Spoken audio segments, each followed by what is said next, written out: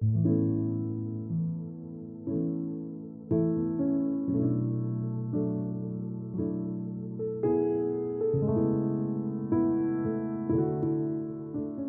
children had somehow been left out of all this.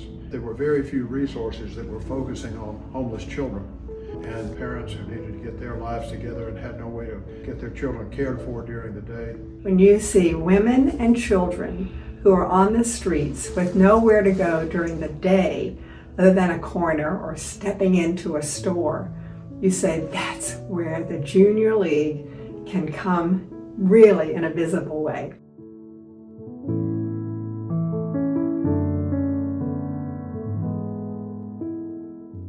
We knew that we didn't know very much about this issue, that we had to educate ourselves, and we spent a year interviewing community leaders, politicians, civic leaders, business leaders, religious folks. We went and spent the night in shelters and visited all the soup kitchens and to educate ourselves. We did a very thorough job. That was what I love about the Junior League. We do a great job of researching. The groundwork that was done initially and the research and the support that was built early on for the shelter. We're going to focus on serving the homeless and solving the problem of homelessness. We were very confident that we could make an impact, and we weren't going to be content with just custodial care.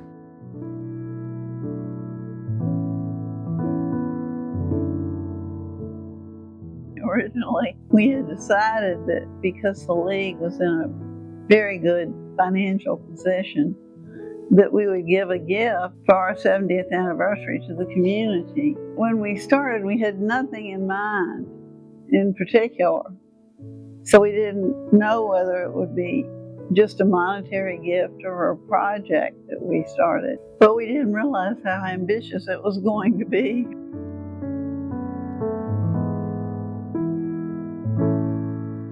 And then sort of a serendipitous combination of Carolyn and I being longtime members of North Avenue.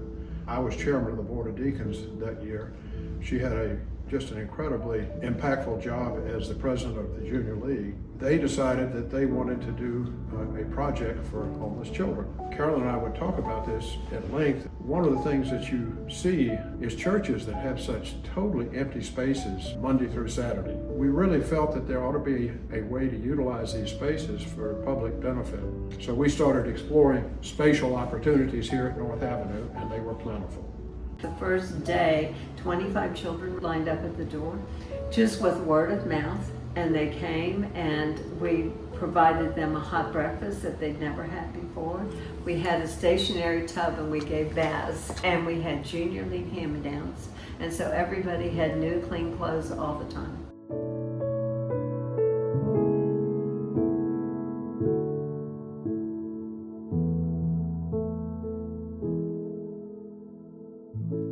Housing children and keeping them safe during the day was our first thought. But as we sat and really got into it, we realized that no child can be successful in school without early good social, emotional, cognitive development. We realized that the children who were coming to shelters deserved and needed the same kind of early childhood education that our children were getting. And we cared for them, and the mothers trusted us, and we gave them hope.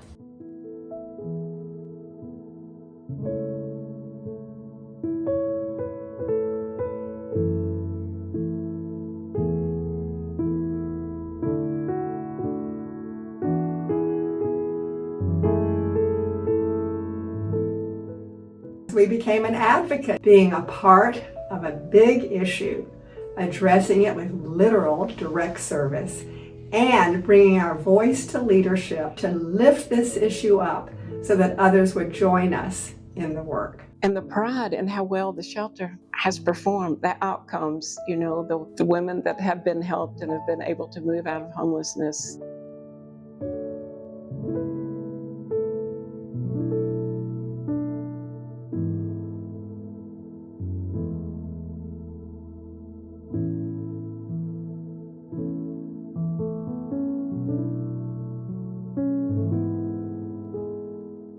it's so gratifying for me to know that the League consistently stays with programs that we create. We just don't create them, drop them, and run.